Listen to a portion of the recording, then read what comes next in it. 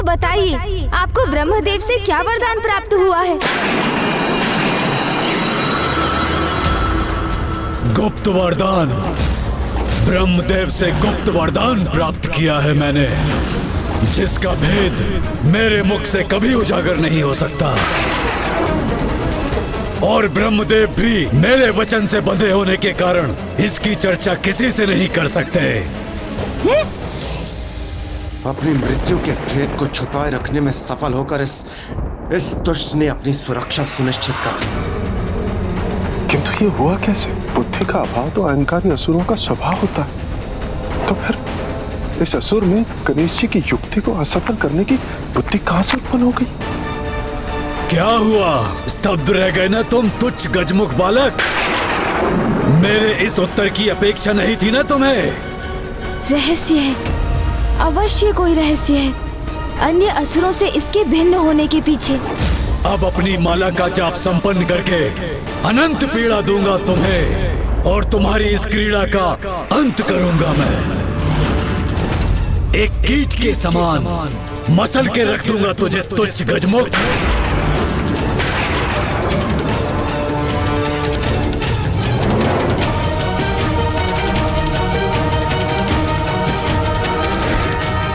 ओम भूर्भुवः स्वः तत्सवितुर्वरेण्यं भर्गो देवस्य धीमहि धियो यो न प्रचोदयात्। इस दुष्ट असुर से उत्पन्न सकारात्मक ऊर्जा प्रवाहित होकर मुझे प्रभावित कर रही है, किंतु कैसे संभव है ये? धियो यो न प्रचोदयात्। ओम भूर्भुवः स्वः तत्सवितुर्वरेण्यं भर्गो देवस्य धीमहि। ओह, अब मैं समझा, इसकी सकारात्मक ऊर्जा का कारण है।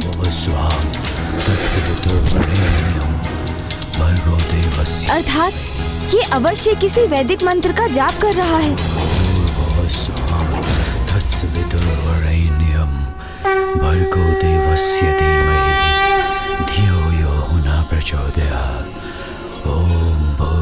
ये तो गायत्री मंत्र है। विश्वास नहीं होता, ये दुष्ट असुर माँ गायत्री का उपासक है। ओम भूर्भुवः स्वः तत्सवितुर्वरेण्यं भर्गो देवस्य धीमहि धियो यो न प्रचोदयात्। ओम भूर्भुवः स्वः तत्सवितुर्वरेण्यं भर्गो देवस्य धीमहि धियो यो न प्रचोदयात्।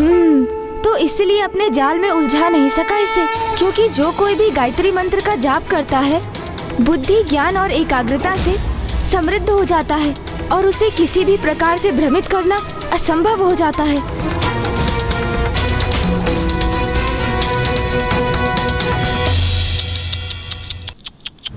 व्यर्थ हो गई ना तुम्हारी योजना तुच्छ गजमुख। क्या सोचा था तुमने? तुम्हारे जैसे तुच्छ लघुकाय बालक के बिछाए जाल में फंस जाऊंगा मैं? भूल की है तुमने, बहुत बड़ी भूल। मुझ पर अपनी युक्ति का प्रयोग करने का दुस्साहस किया। ये गणेश जी ने स्वयं को किस संकट में डाल दिया? इस दुष्ट असुर से तो युद्ध का भी कोई लाभ नहीं, क्योंकि इसके अंत का रहस्य अभी तक किसी को ज्ञात नहीं। कैसी विडंबना है ये! एक और उधर दुर्गमासुर तामसिक माता को विवश कर रहा है। इस पापी ने गायत्री माँ की उपासना से स्वयं को सुरक्षित किया हुआ है। मुझे ही कोई उपाय करना होगा जिससे ये दुष्ट गायत्री माँ की उपासना से अपना मुख मोड़ ले। अन्यथा इसके वरदान का रहस्य यदि ज्ञात भी हो गया तो भी इसका वध करना अत्यंत कठिन हो जाएगा। ब्रह्मांड के सर्वाधिक शक्तिशाली, सर्वाधिक विराट असुर को संसार के सबसे छोटे तुच्छ गजमुख बालक ने मूर्ख बनाने का प्रयास किया। मैं इस दुस्साहस का भयंकर दंड दूंगा तुम्हें।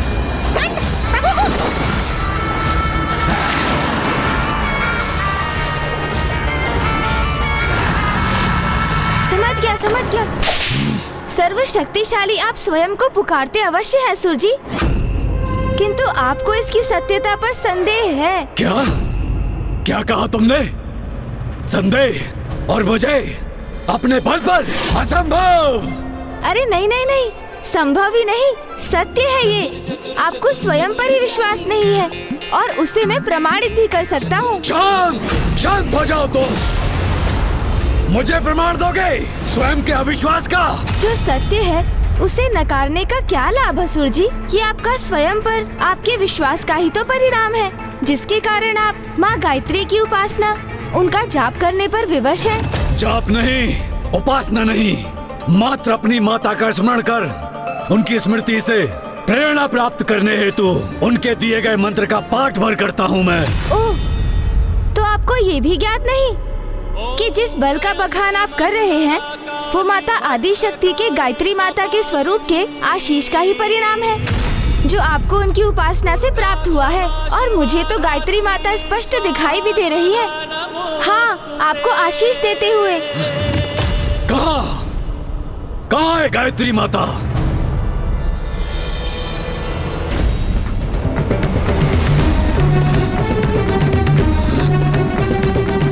यहाँ तो कोई नहीं है गजमुख बालक। मुझे पुनः मूर्ख बनाने का प्रयास कर रहे हो तुम। माता के मंत्र के जाप से आपके अंतर में ज्ञान का प्रकाश अवश्य जागृत हुआ है असुर जी, किंतु आपके नेत्रों पर छाई अहंकार की काली छाया अभी भी आपकी दृष्टि बाधित कर रही है।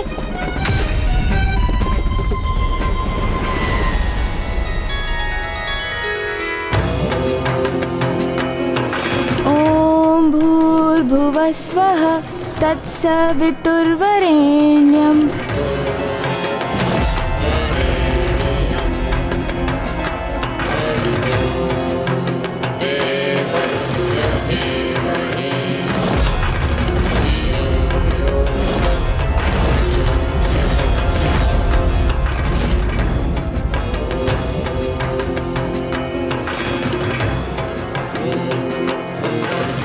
गणेश जी माता गायत्री का मंत्र जाप कर रहे हैं, कदाचित इसीलिए वो उनकी सकारात्मक ऊर्जा एवं शक्ति को स्वयं में ग्रहण कर पा रहे हैं।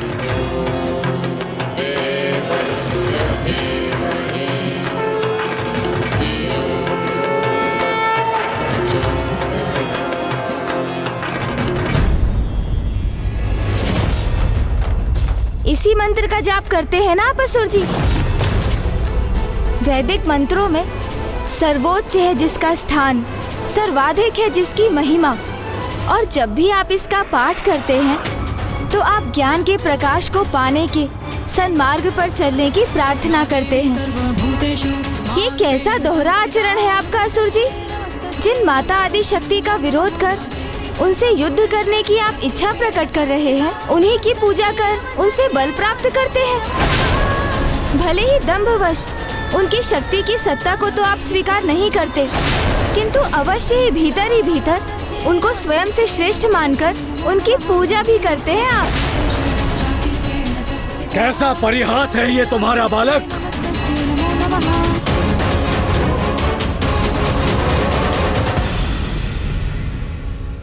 किंतु यही अर्थ है इस मंत्र का, तो आज से रोक दूंगा इस जाप को।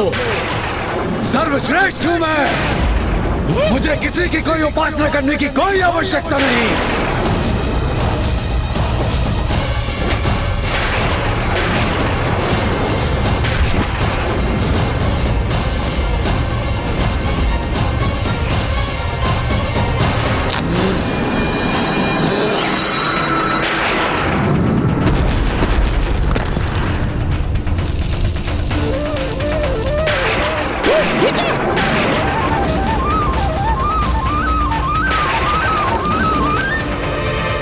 सत्य है, विनाश काले विपरीत बुद्धि। यह भी ज्ञात नहीं इस मूर्ख असुर को कि मंत्र के जाप से प्राप्त संपूर्ण शक्ति भक्त की जाप माला में ही संचित होती है।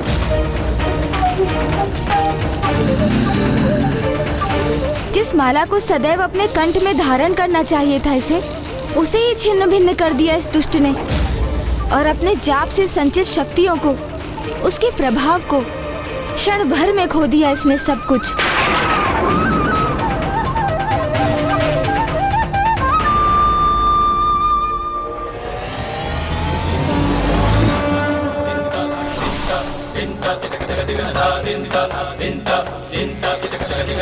अब तक जो भी सकारात्मक ऊर्जा एवं शक्ति इसे प्राप्त थी, वो मंत्र जाप की माला तोड़कर खो दी इसने। इतना तुच्छ और लघु होकर भी मेरे बल पर संदेह करने का दुस्साहस कर रहे हो तुम? अब तुम्हें अपना आहार बनाकर अपने सर्वशक्तिशाली होने का प्रमाण दूंगा तुम्हें। और ये निरीह अशक्त देवता मुझे तुम्हारा आखेट कर देखकर विलक कर रह जाने के लिए विवश होंगे।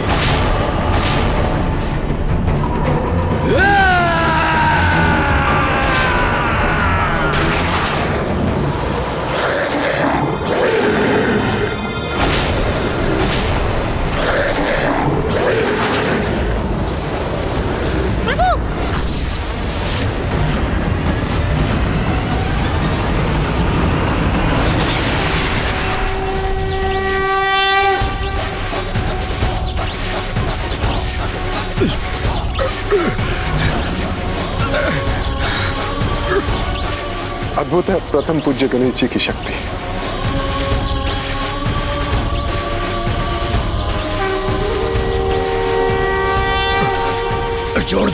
छोड़ दो मुझे गजमुख, छोड़ो मुझे। लो छोड़ दिया।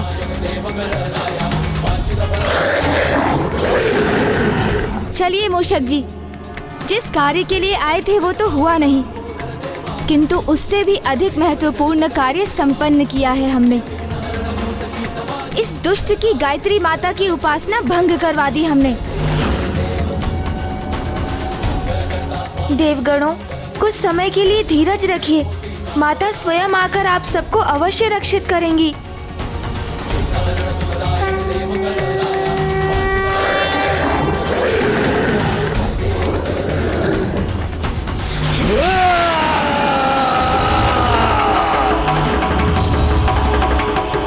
प्रस्थान कहाँ कर रहे हो गजमुख बालक? अभी ये क्रीड़ा शेष है, क्योंकि एक मच्छर अगर सिंह को डंक मारने में सफल हो जाए तो वो सिंह नहीं हो जाता। मैंने तुम्हें कम आंकने की भूल अवश्य की थी, किंतु तुम्हें अरुणासुर की वास्तविक शक्ति का परिचय अब ज्ञात होगा।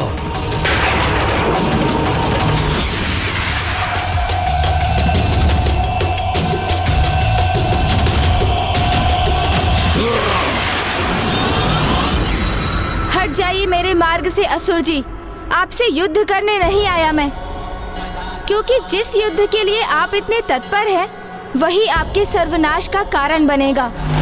वो युद्ध निकट भविष्य में अवश्य होगा, किंतु अभी मुझे रोकने का कोई लाभ नहीं।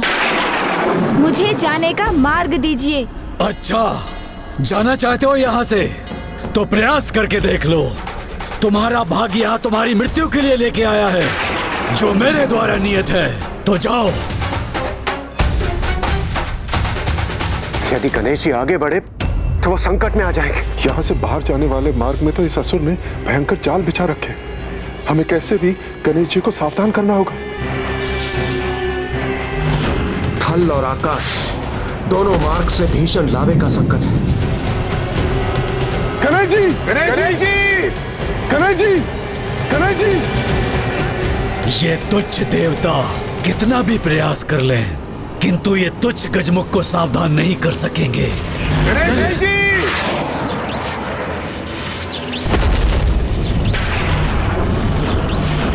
ये मूर्ख असुर कर क्या रहा है? अरे ये तो हमारे ही स्वर को बाधित करने का प्रयास कर रहा है। यहाँ से लौटने के पूर्व यदि मैं देवताओं को मुक्त करा सकता तो और अच्छा होता, किंतु यदि माँ ने मुझे इसका आदेश नहीं दिया था तो इसका यही अर्थ है कि ये शुभ कार्य उनके द्वारा ही होगा। वो स्वयं इस दुष्ट का वध कर देवताओं को मुक्त कराएंगी। इस प्रकार नहीं तो उस प्रकार ही सही, किंतु अंत तो तुम्हारा आज ही होकर रहेगा तुच्छ गजमुख। आकार ही कितना है तुम्हारा, इसलिए तुम अपनी मृत्यु के लिए उबलते लावा का चुनावरण करो अथवा धधकती अग्नि का। दोनों ही क्षण भर में तुम्हारा अस्तित्व मिटा देंगे।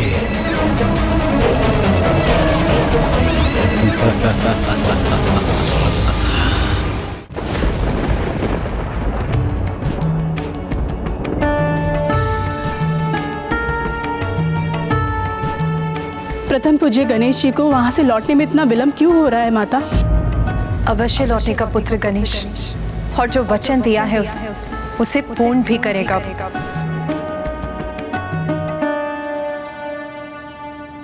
माँ को गणेश पर पूर्ण विश्वास है, किंतु मैं अपनी चिंता कैसे शांत करूं? कदाचित मुझे वहां जाकर देखना चाहिए कि कहीं अनुज गणेश किसी कठिनाई में तो नहीं। वाक युद्ध करते करते कहीं वहां वास्तविक युद्ध तो आरंभ नहीं हो गया।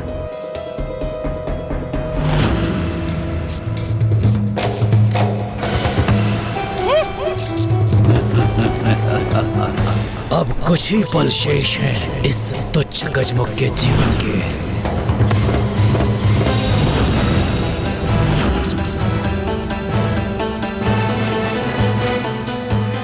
हाँ, एक पग और भरो गजमुख, तब मुझे आनंद आएगा।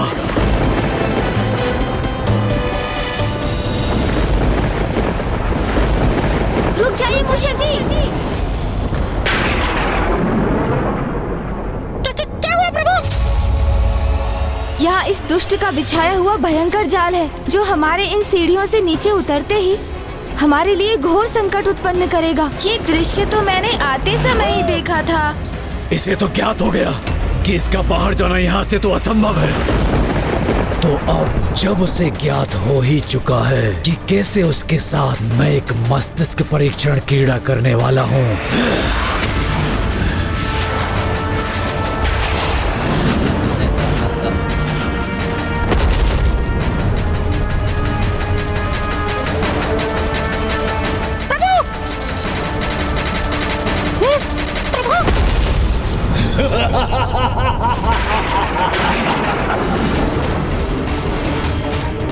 अब तुम्हारे समक्ष दो ही मार्ग हैं। प्रथम, मुझसे युद्ध कर अपनी मृत्यु स्वीकार करो, अथवा यहाँ से जाने की चेष्टा करो। किंतु स्मरण रखना, यदि तुमने थल मार्ग से जाने का प्रयास किया तो उबलता हुआ लावा तुम्हें पिघला देगा, और आकाश मार्ग से जाने का प्रयास किया तो धधकती हुई ज्वाला से झुलसकर नष्ट हो जाओगे तुम। तुम्हारे जैसे छोटे गजमुख को यहाँ आने से पूर्व अनेक बार विचार करना चाहिए था। जब से मैं यहाँ आया हूँ, आप मुझे तुच्छ पुकारकर मुझे स्वयं से निम्न प्रमाणित करने की चेष्टा कर रहे हैं। अपने विशाल काय आकार को लेकर इतना अहंकार क्यों है आपको? आकार ही किसी के सामर्थ्य का सूचक क्यों है आपके लिए? उचित कहा प्रभु। हाँ, ये भी सत्य है कि कुछ स्थिति में आकार सर्वाधिक महत्वपूर्ण अवश्य हो जाता है, जैसे इस समय मेरे नहीं तुम्हारे इस साम्राज्य के लिए।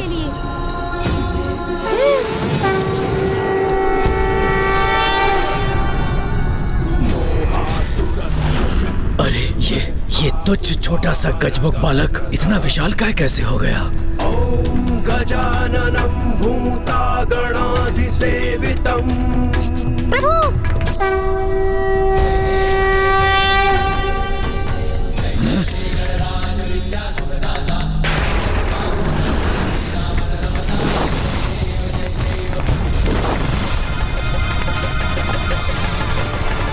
इसके बाहर के प्रभाव से ये स्थल भी विभक्त हो गया, जिसके कारण मेरा भवन वो नष्ट हो रहा है।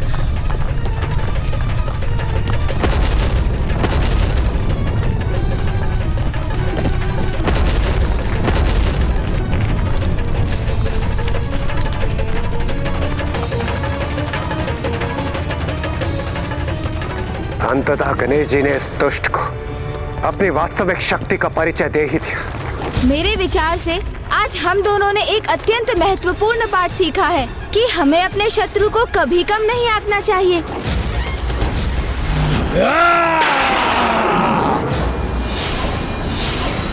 अरे तुच्छ देवताओं, तुम कहाँ मक्षिकाओं के समान उड़े जा रहे हो? तुम्हें तो कीट पतंगों के समान अपने पैरों में दबा के रखूंगा।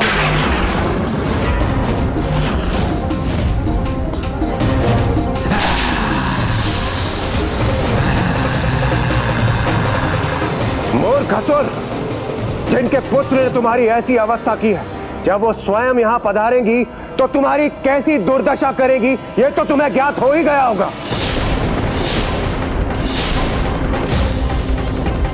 ये सब क्या है गणेश?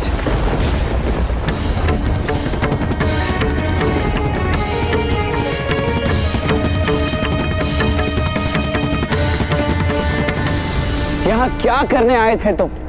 और ये सब क्या कर दिया तुमने? शक्ति प्रदर्शन में देखो कितना विनाश कर दिया है तुमने। और माँ को दिया हुआ वचन, जिस कार्य के लिए उन्होंने तुम्हें यहाँ भेजा था, वो पूर्ण किया ना तुमने? क्या उस असुर के वध का उपाय ज्ञात कर सके तुम? उत्तर दो गणेश। नहीं भैया, किंतु उस दुष्ट को एक उचित पाठ पढ़ाने की बहुत आवश्यकता थी। वो मेरी युक्ति में नहीं उलझा। किंतु आप चिंता ना करें, मैं वो भी अवश्य ज्ञात कर लूंगा भैया। किंतु अब उसकी मृत्यु के कारण को कैसे ज्ञात करेंगे हम, ये मेरी समझ के बाहर है गणेश। खेद है भैया, मैं अरुणासुर को प्राप्त हुए उसके गुप्त वरदान के बारे में कुछ भी ज्ञात नहीं कर सका। मैं मेरी युक्ति में सफल नहीं हो सका। किंतु अब उसकी मृत्यु के कारण को कैसे ज्ञात करेंगे हम, ये मेरी समझ के बाहर है गणेश। जब ब्रह्मदेव ने उसे वो वरदान प्रदान किया तो उस समय उन दोनों के अतिरिक्त वहां और कोई नहीं था। तो उन दोनों के अतिरिक्त और किसे ज्ञात हो सकता है ये रहस्य? अब हम स्वयं तो अतीत में जाकर वो संवाद सुन नहीं सकते ना गणेश।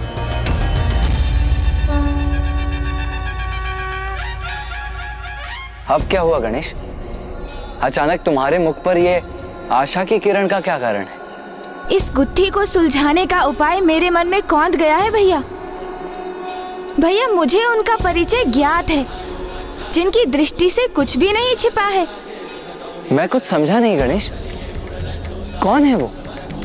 समय अर्थात काल।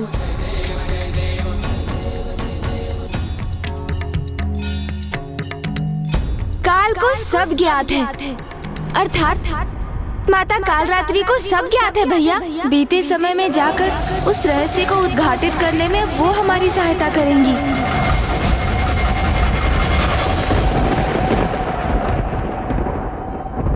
देखा मेरा प्रभाव गणेश?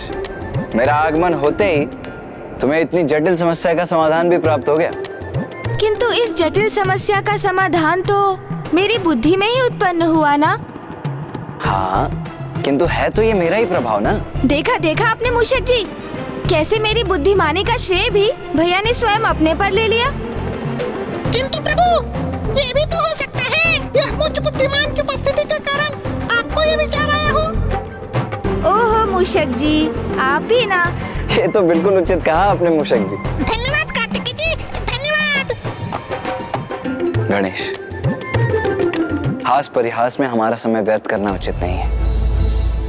अब समाधान तो सूझ गया है, किंतु माता काल रात्रि को समय में पीछे जाकर हमें सब बताने के लिए कैसे मनाओगे? क्योंकि दुर्गमासुर से भेंट होने के पश्चात से ही वो तो अत्यंत क्रोधित हैं। दुष्टों को समझाना नहीं, उनका संहार करना है मेरा स्वभाव। इसीलिए मुझे उसका संहार करने भेजना चाहिए था आपको।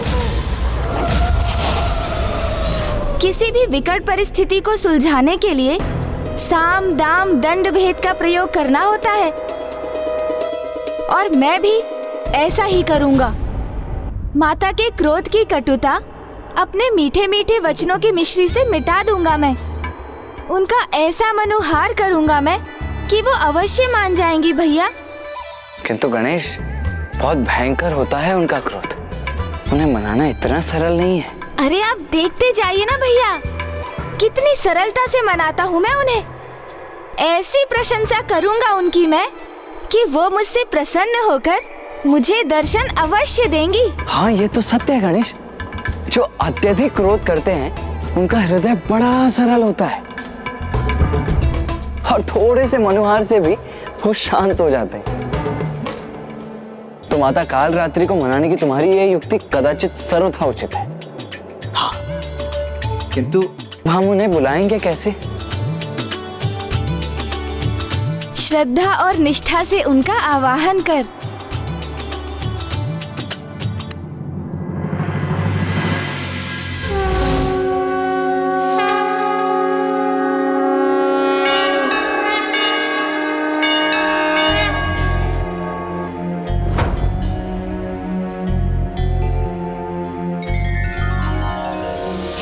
काल रात्रि श्रृंकराली च किं कल्याणि कलावती कालमाता कलिदर्पिणी समदिशकुपान्विता कामबीज जपान्दा कमबीज स्वरूपिणी कुमतिघ्नी कुलीनर्तिनाशिनी कुलकामिनी क्लीं ह्रीं श्रीं मन्त्रवर्णेन कालकण्टकघातिनी कृपामयी कृपाधारा कृपापारा कृपागमा कृपामयी कृपाधारा कृपापारा कृपागमा कृपामयी कृपाधारा कृपापारा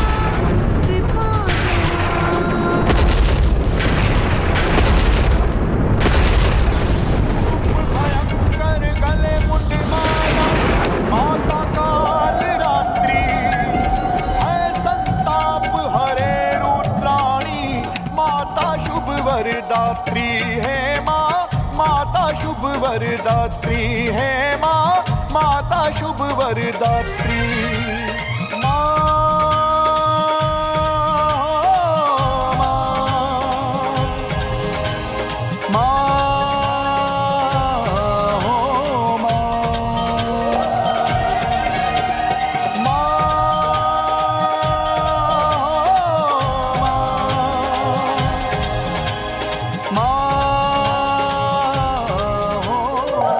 बताओ क्यों आवाहन किया मेरा? माता, मेरी विकट समस्या आप ही समझ सकती हैं और उसका समाधान भी आप ही मुझे बता सकती हैं। क्योंकि जो पूर्व में अवस्था आपकी थी वही अवस्था अब मेरी है, इसलिए मैंने आपका आवाहन किया है माता। क्योंकि माता, जिस प्रकार माँ ने आपको दुर्गमासुर को समझाने के लिए भेजा था, वैसे ही मैं भी माँ के आदेश से अरुणासुर के पास जाने के लिए विवश हुआ। और फिर? किंतु माता, यदि कोई दुष्ट अहंकारी कुछ समझना ही ना चाहे तो उसे भला कोई कैसे समझा सकता है? जैसे आप दुर्गमासुर को समझाने में असफल हुई, उसी प्रकार अरुणासुर की मृत्यु का रहस्य ज्ञात करने में मुझे भी असफलता का सामना करना पड़ा माता। किंतु अब आप ही बताइए ना माता, यदि शीघ्र ही ऐसे दुष्टों का अंत नहीं किया गया तो वे इसी प्रकार पाप कर्मों में लिप्त रहेंगे और पृथ्वी देवी उनके पापों का भार सहने के लिए विवश होती रहेंगी। इसीलिए तो मैंने अपना मत व्यक्त किया था कि इन दुष्टों को अभी इसी क्षण नष्ट कर देना चाहिए। हाँ माता, मेरा भी मत आपके ही समान है और आप तो उसी समय उस दुष्ट दुर्गमासुर का वध कर सकती थी। किंतु मैं चाहता भी तो अरुणासुर का वध करने में अक्षम रहता माता। क्यों? ऐसी कौन सी बाधा है जो तुम्हें अक्षम्य बनाती है? यही माता कि अरुणासुर का मुझे क्या, किसी को उसके वध का उपाय ज्ञात नहीं। ब्रह्मदेव का वरदान और उस वरदान को गुप्त रहने का वचन दोनों ही प्राप्त है उस दुष्ट को। इसलिए जो रहस्य ब्रह्मदेव उजागर नहीं कर सकते वो मैं स्वयं ज्ञात करने गया था माता, किंतु असफल हो गया और अब प्रथम बार माँ के आदेश का पालन करने में असफल होकर लौटना होगा मुझे। किंतु अपना ये असफल लज्जित मुख कैसे दिखाऊंगा माँ को मैं? मेरी असफलता से तो उन्हें बहुत दुख होगा ना माता। और वो तो यही कहेंगी ना माता कि पुत्र, तुम अरुणासुर के वध के रहस्य को उजागर नहीं कर सके, तो उसका वध कैसे करोगे तुम? ऐसा कुछ नहीं होगा पुत्र, तुम निश्चिंत रहो। अरुणासुर का भेद मैं तुम्हें बताऊंगी। कहा था ना भैया कि सरलता से माता को मनुहार से मना लूंगा मैं। चतुर गणेशा तुम्हें निराश होकर नहीं लौटने दूंगी मैं। काल चक्र को विपरीत दिशा में घुमाकर अतीत का वो दृश्य उत्पन्न करूंगी जब अरुणासुर को वो वरदान प्राप्त हुआ था।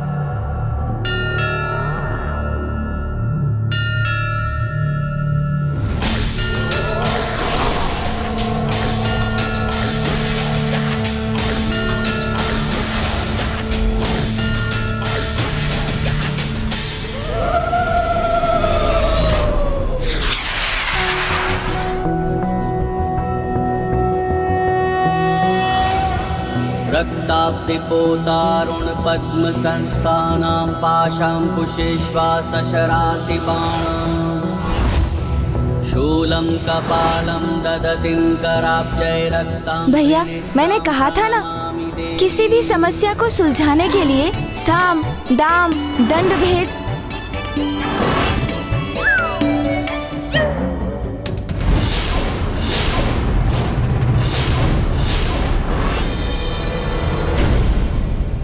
अरे माता, यहाँ क्यों रुक गई आप? ये तो वो दृश्य नहीं है जो हमें देखना है। आप अभी उचित दृश्य पर नहीं पहुँची हैं। विलंब मत करिए ना माता, समय चक्र को थोड़ा और घुमाइए ना। आपको स्मरण है ना, हमें तो वो दृश्य देखना है जिसमें ब्रह्मदेव ने अरुणासुर को वरदान दिया था। हाँ माता। उचित कहते हो तुम। इसमें तो तुम और कुमार कार्तिकेय ही हैं। किंतु हम समय के इस बिंदु पर रुक ही गए, तो मुझे तुम्हारा वार्तालाप सुनने का मन हो रहा है।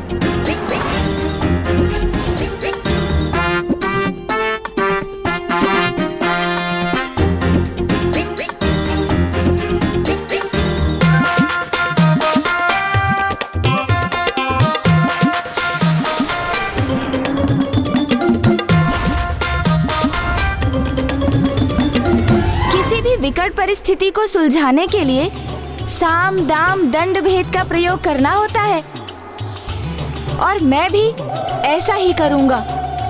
माता के क्रोध की कटुता अपने मीठे मीठे वचनों की मिश्री से मिटा दूंगा मैं। उनका ऐसा मनोहार करूंगा मैं कि वो अवश्य मान जाएंगी। भैया, अरे आप देखते जाइए ना भैया, कितनी सरलता से मनाता हूँ मैं उन्हें।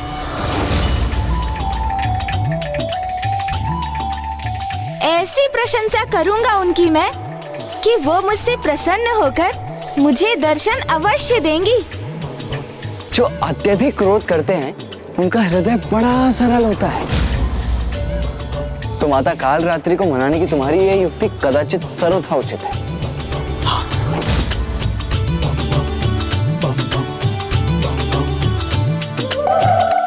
इतना दुस्साहस कि तुम दोनों ने मुझे मूर्ख बनाने का प्रयास किया।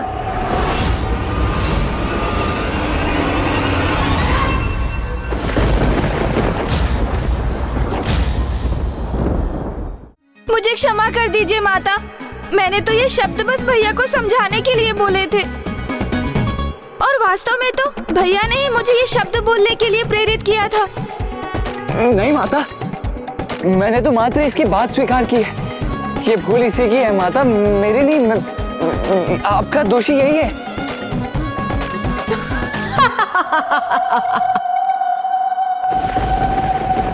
तुम दोनों बहुत चतुर समझते हो ना अपने आप को, किंतु स्मरण रखो, तुम दोनों की माता हूं मैं,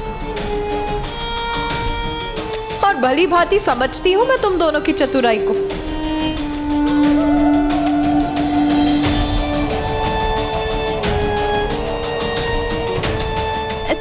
तो माता, आप मुझसे रुष्ट नहीं है,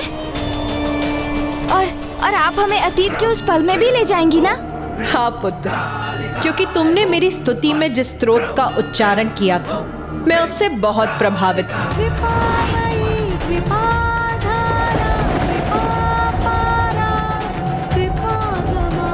इसीलिए आज मैं ये घोषणा करती हूँ कि तुम्हारे समान जो भी मेरे स्तोत्र का उच्चारण करेगा और उसकी अंतिम पंक्तियों को 3 बार दोहराएगा, मैं उसकी सभी भूलों को क्षमा कर उसकी सहायता के लिए सदा प्रस्तुत होंगी। कल्याणी कलावती काल माता कली दर्पणी तम दिश कुपान्विता काम बीज जपांदा तम बीज स्वरूपिणी तुम दिग्नी कुली नर्ति नाशिनी।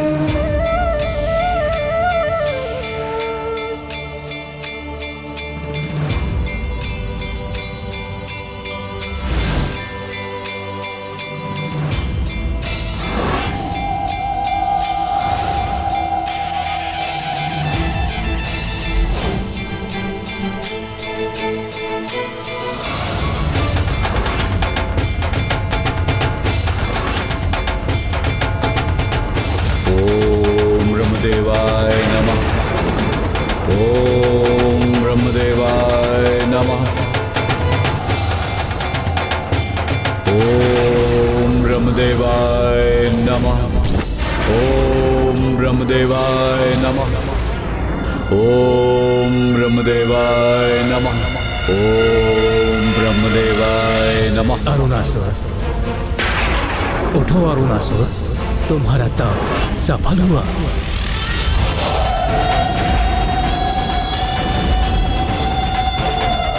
प्रणाम ब्रह्मदेव।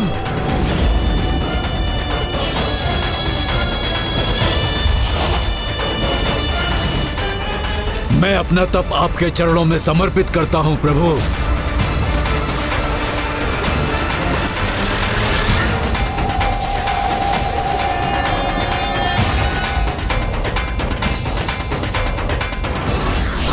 और यह भी स्पष्ट करता हूं प्रभु कि मुझे अपने तप और भक्ति के फल स्वरूप अमृत का वरदान चाहिए।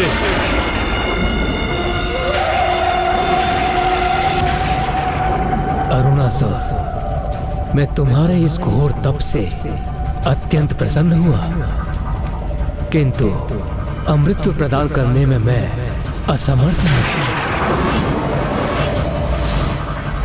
प्रभु, इस तप की दीर्घ अवधि में अनेक कष्ट सहे हैं मैंने। प्रथम सहस्त्र 10 वर्ष मात्र वायु और सूखे पत्ते को ही आहार बनाया मैंने, और फिर 10 सहस्त्र वर्ष मैंने जल की बूंदों का ही पान किया प्रभु, और अंतिम 10 वर्ष मैंने कुछ भी ग्रहण नहीं किया प्रभु। और आप कह रहे हैं मुझे आप अमृत का वरदान नहीं दे सकते, तो फिर क्या लाभ हुआ इतने कठोर तप का प्रभु? बताइए प्रभु, बताइए, फिर क्या लाभ हुआ? अरुणासुर, मैं भी शक्ति के नियमों से बंधा हूं, और मृत्यु सृष्टि का अंतिम अटल सत्य है। अमृत तो मैं तो क्या, तुम्हें कोई भी प्रदान नहीं कर सकता।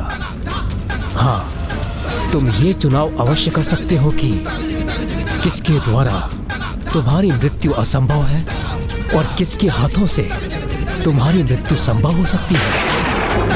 ये वरदान मैं अवश्य दे सकता हूँ। अच्छा, यदि आप अपने भक्त के लिए इतना ही कर सकते हैं तो फिर यही उचित है, किंतु मेरी एक अवस्था है। वचन दीजिए मुझे कि आप मेरे वरदान को गुप्त रखेंगे, उसका रहस्य किसी भी परिस्थिति में किसी के समक्ष उजागर नहीं करेंगे।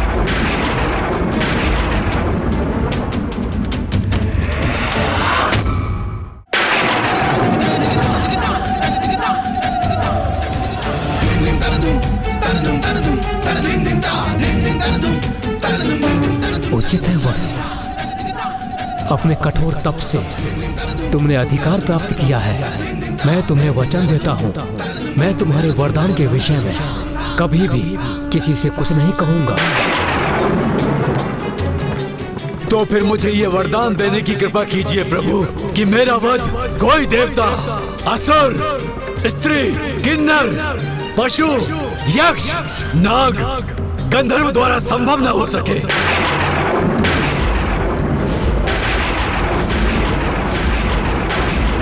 ऐसा कोई जीव भी मेरा संहार न कर सके जिसके 2 अथवा 4 पांव हो। यदि मेरा वध किसी के द्वारा संभव हो, मात्र और मात्र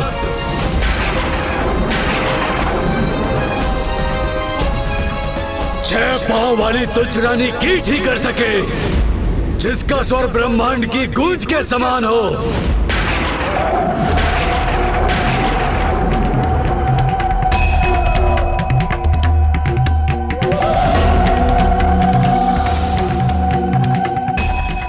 तथास्तु तथास्तु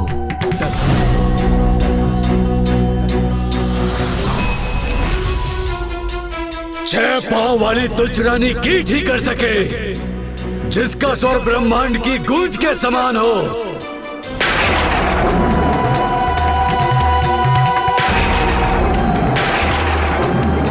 अब तो तुम्हें ज्ञात हो गया ना पुत्र, क्या वरदान प्राप्त किया है उस दुष्ट असुर ने। हाँ माता, उस दुष्ट ने बहुत चतुराई का प्रदर्शन किया है, क्योंकि उसे ये ज्ञात है कि वो गिरगिट होने के कारण अपनी जिह्वा से किसी भी कीट को अपना आहार बना सकता है, और उसने रानी कीट को इसीलिए चुना क्योंकि वो यदा कदा ही गतिशील होती है। किंतु ऐसा कौन सा कीट है जिसके 6 पांव होते हैं और जो ब्रह्मनाद की ध्वनि उत्पन्न करता हो?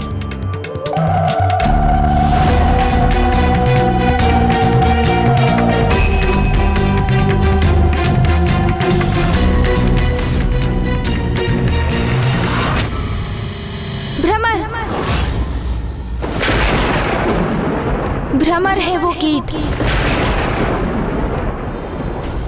तो वो दुष्ट ने एक रानी भ्रमरी के द्वारा अपनी मृत्यु का वरदान प्राप्त किया है। किंतु एक नन्ही सी भ्रमरी एक विशालकाय असुर का अंत कैसे कर सकती है?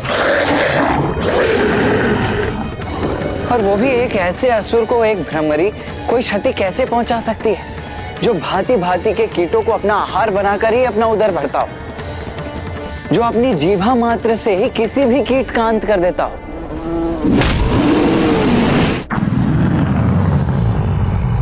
भैया, ये किसी साधारण भ्रमरी के लिए कहाँ संभव है? उसके संहार के लिए तो स्वयं माँ को ही भ्रमरों की रानी भ्रमरी का रूप धारण करना होगा। कितनी अद्भुत और अपूर्व होगी ये घटना, जिसका साक्षी बनने का सौभाग्य प्राप्त करने की बड़ी उत्सुकता से प्रतीक्षा करूंगा मैं।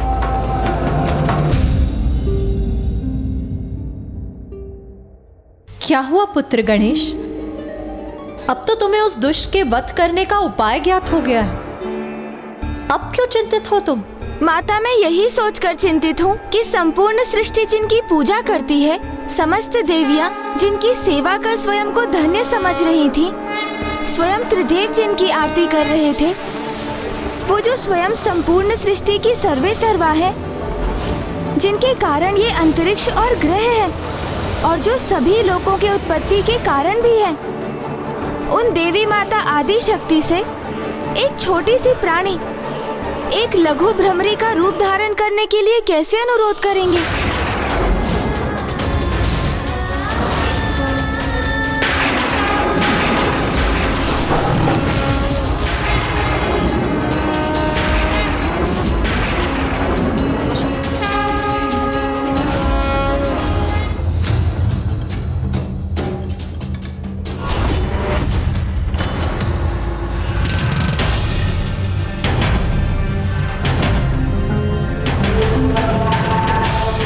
क्या हुआ गणेश?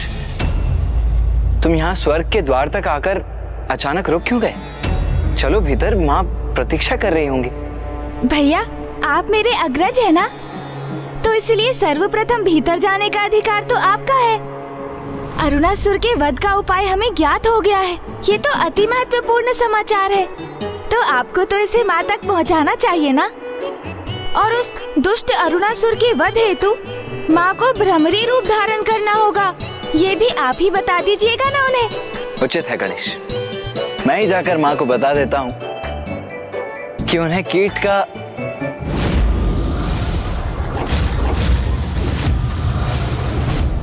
ओह, तो गणेश ने बड़ी चतुराई से माँ तक ये समाचार पहुँचाने का भार मुझ पर ही डाल दिया, और कीट का रूप धारण कर उस दुष्ट अरुणासुर का वध करना है। इतना ही तो कहना है ना आपको भैया? हाँ, वो तो है। वो गणेश, मैं ये सोच रहा था कि अब मैं हाँ कहने के पश्चात गणेश को कैसे बताऊं कि वो कार्य मैं क्यों नहीं कर सकता।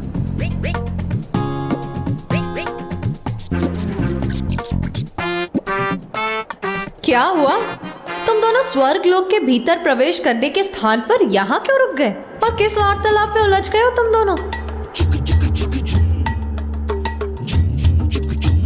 माता, हम तो आप ही की प्रतीक्षा कर रहे थे। क्यों गणेश?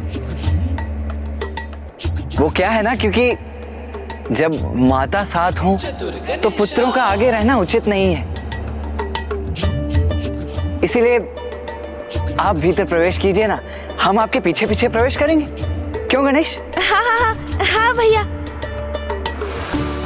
और माता, अरुणासुर के वध के उपाय के जिस प्रश्न ने हम सभी को उलझा कर रखा था, उसका उत्तर तो आप हमें ज्ञात हो गया है। तो ये समाचार आपके मुख से सुनकर मां कितनी प्रसन्न होंगी, और हाँ, उन्हें ये बताना आपके लिए भी कितना सुखद होगा ना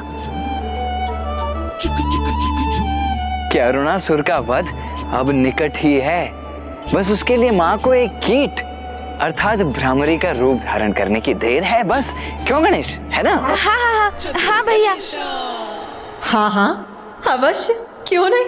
मैं अवश्य बताऊंगी उन्हें कि किस प्रकार बार बार तुम दोनों मुझसे चतुराई करने के असफल प्रयास कर रहे थे।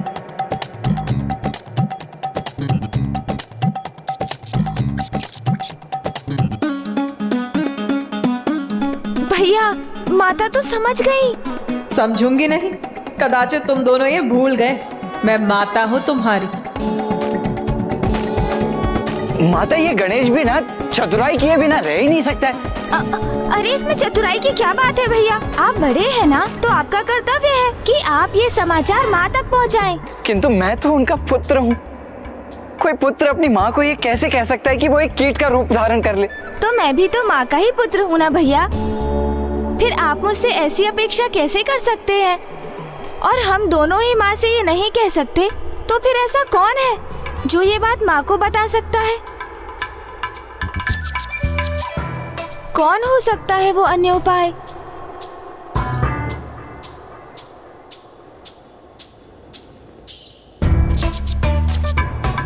मूषक जी।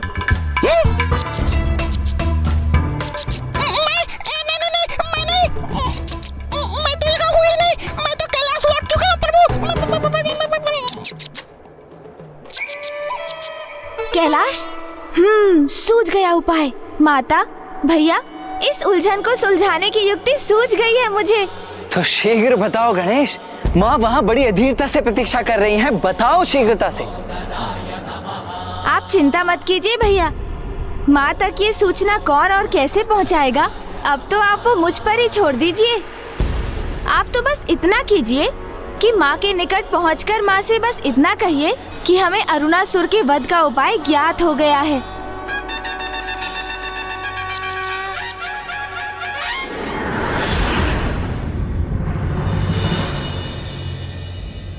पुत्र कार्तिकेय, पुत्र, तुम तो गणेश की सूचना प्राप्त करने गए थे ना, तो कहो गणेश कुशल तो है ना?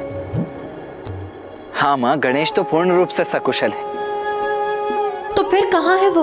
अरुणासुर के वध का उपाय ज्ञात कर वो अभी तक लौटा क्यों नहीं पुत्र?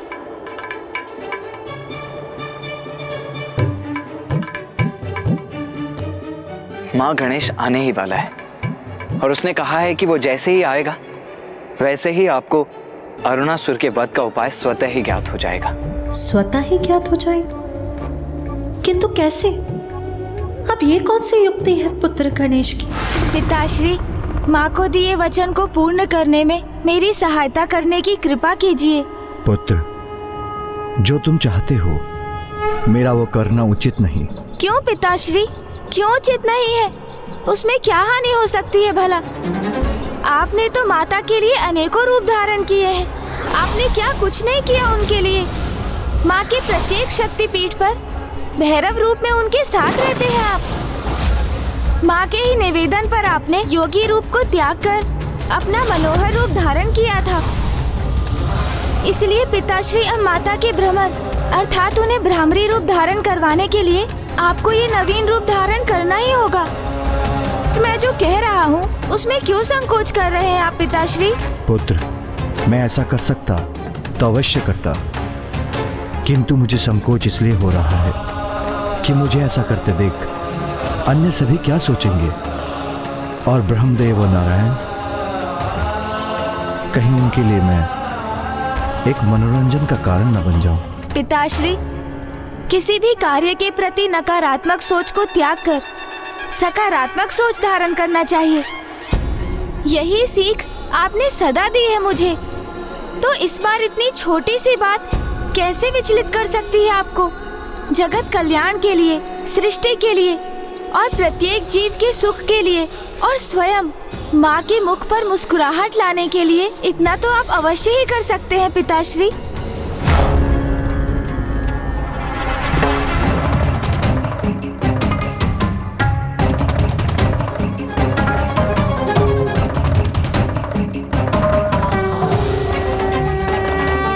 अब अधिक विचार मत कीजिए पिताश्री। जगत के जीवों की भलाई के लिए, माता की मुस्कुराहट के लिए मेरा अनुरोध स्वीकार कीजिए।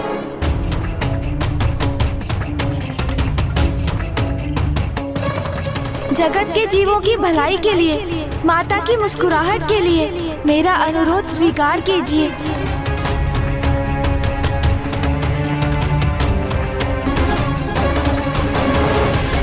उचित है पुत्र, जो तुम चाहते हो मैं धारण करूंगा वो रूप। फिर तुम मुझे उस रूप में स्वर्ग लोक ले जाओगे, जहां तुम्हारी माँ तुम्हारी प्रतीक्षा कर रही है।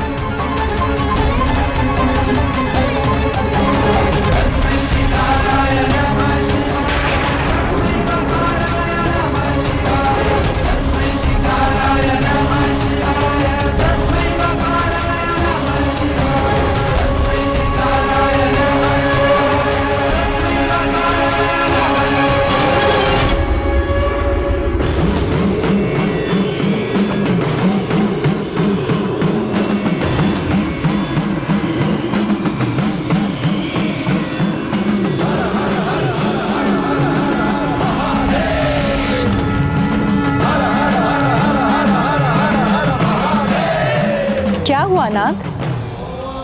मुझे डमरू और शंख की नाद सुनाई दे रही है। ऐसा प्रतीत होता है जैसे महादेव कुछ ऐसा करने जा रहे हैं जो अपूर्व है, असाधारण है।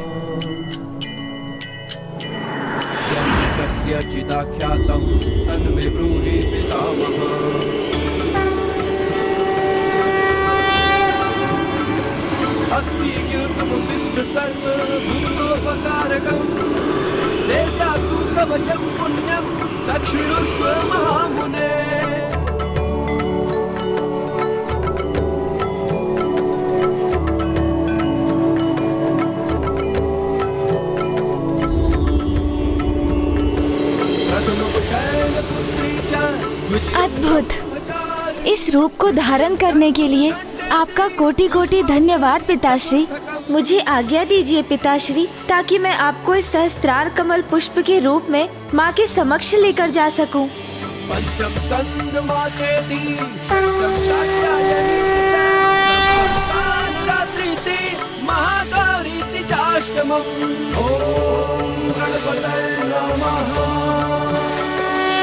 अब पुत्र गणेश सहस्त्रार कमल पुष्प रूप में महादेव को देवी आदि शक्ति के पास स्वर्गलोक ले जा रहा है।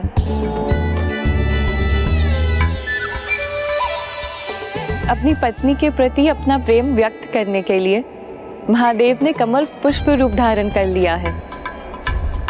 और आप प्रभु, आपने तो कभी अपने भार्या के केसों में एक फूल तक भेंट नहीं किया।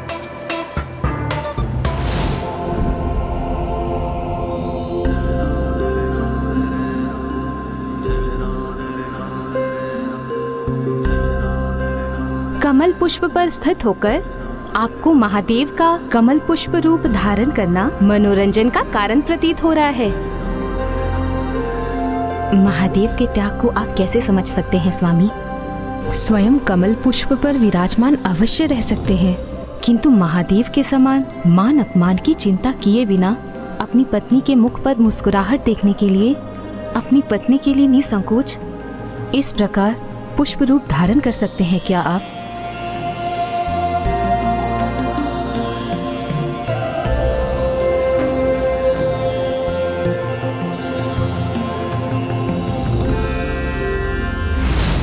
अधीर हो रही हूं मैं और ससुर का अंत करने के लिए जिसका उपाय गणेश ही बता सकता है मुझे।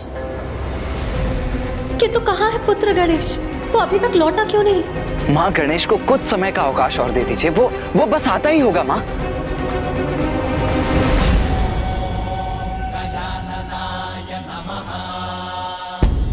पिताश्री, मैं आपको यहाँ कहाँ स्थापित करूं?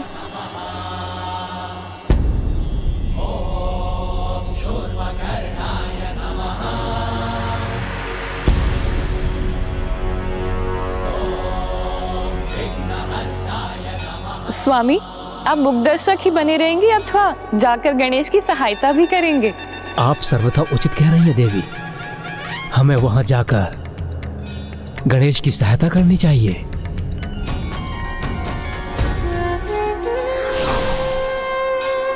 इस दिव्य कमल को यहाँ स्थापित करने के लिए कोई दिव्य स्थान ही नहीं है। चिंता न करो पुत्र गणेश, इस पुष्प के लिए उपयुक्त स्थान तुम्हें शीघ्र प्राप्त होगा।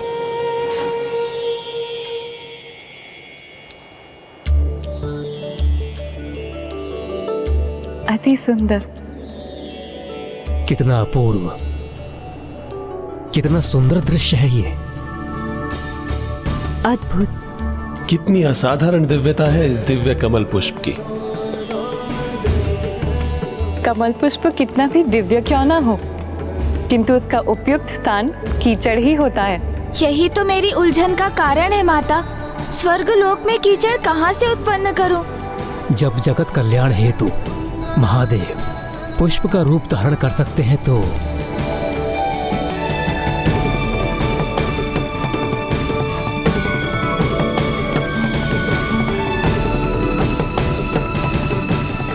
अवश्य।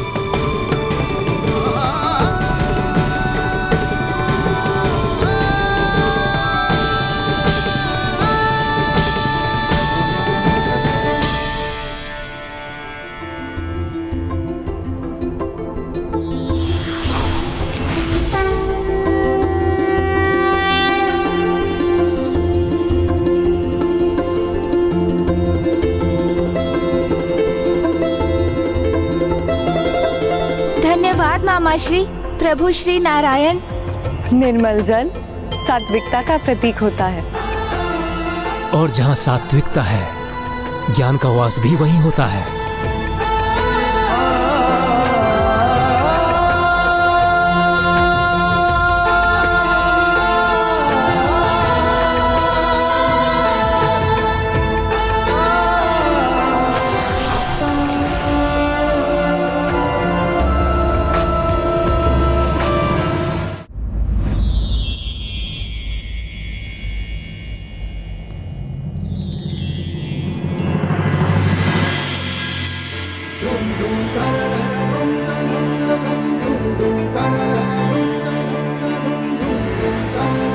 नारायण की शुद्धता और निर्मलता का जब सृष्टि के समस्त ज्ञान के धारक ब्रह्मदेव से संयोग होता है, तभी उस स्थान पर पूर्ण ज्ञान रूपी सहस्त्रार कमल स्वयं महादेव के स्थित होने का आधार तैयार होता है।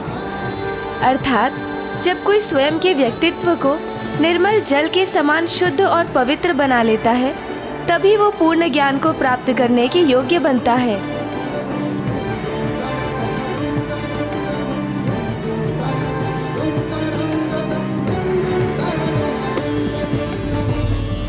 और सरल शब्दों में कहूँ तो यहाँ तीनों त्रिदेव इसका प्रतीक हैं।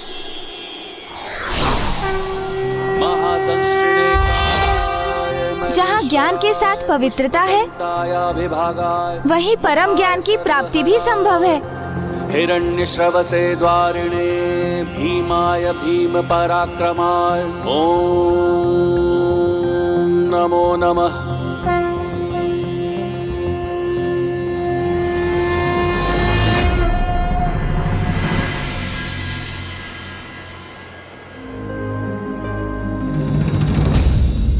मुझे ऐसा आभास हो रहा है जैसे स्वामी यही कहीं मेरे निकट ही हैं।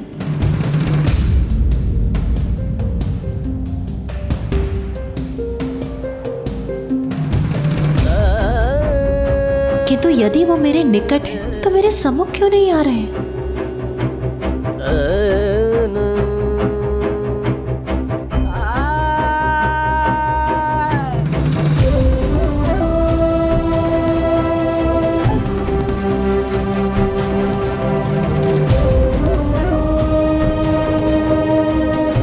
ये माता को अचानक क्या हो गया? कहीं गणेश के लौटने में विलंब होने के कारण माँ रुष्ट होकर तो नहीं चली गई? नहीं, माता रुष्ट होकर नहीं, मंत्रमुग्ध होकर जा रही।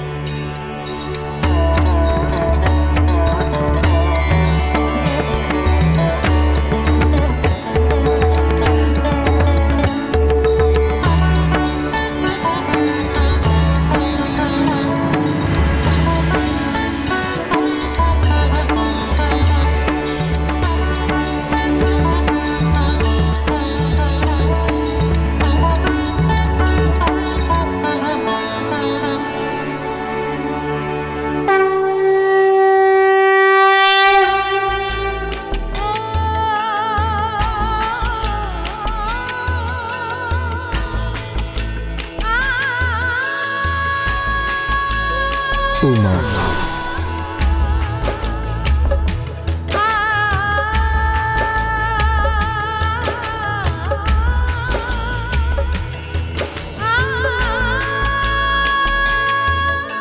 स्वामी,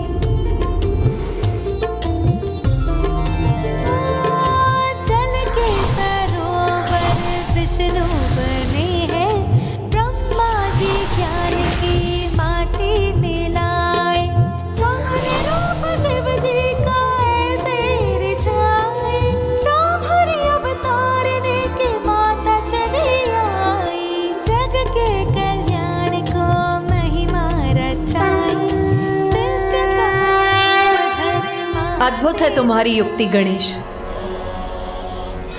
तुम्हें माता से कुछ कहने की आवश्यकता भी नहीं पड़ी और उन्होंने ब्रह्मरी रूप भी धारण कर लिया। ये तो उस अनंत प्रेम और अनुराग का ही प्रभाव है जो माता आदि शक्ति महादेव के प्रति रखती हैं, और इसी भाव के कारण ही वो सहस्त्रार कमल रूप में महादेव के निकट जाने के लिए भी उन्होंने ब्रह्मरी का रूप धारण किया। माता ब्रह्मरी देवी की, माता ब्रह्मरी देवी की, माता ब्रह्मरी देवी की, माता ब्रह्मरी देवी की। उमा, आपके इसी ब्रह्मरी अवतार को संसार के सम्मुख लाने के लिए ही मुझे कमल पुष्प का रूप धारण करना पड़ा। अरुणासुर को यही वरदान प्राप्त है कि उसका वध एक भ्रमरी द्वारा ही संभव हो, जिससे आप उस पापी के विनाश हेतु भ्रमरी रूप धारण करें। ब्रह्म, कीट, जननी, साधारण कीट हो या कोई अन्य जीव, सृष्टि के सभी चराचर जीवों की जननी मैं ही तो हूं। तो भला मुझे एक कीट का रूप धारण करने में क्या आपत्ति होती स्वामी? इसके लिए आपको इतने कष्ट उठाने की कोई आवश्यकता नहीं थी। सर्वथा सत्य है आपका ये कथन, किंतु इससे मुझे कोई कष्ट नहीं, अपितु ये तो मेरा सौभाग्य है और अरुणासुर का ये दुर्भाग्य, क्योंकि अब उसका अंत समय आ चुका है। उसके पापों की गागर भर चुकी है।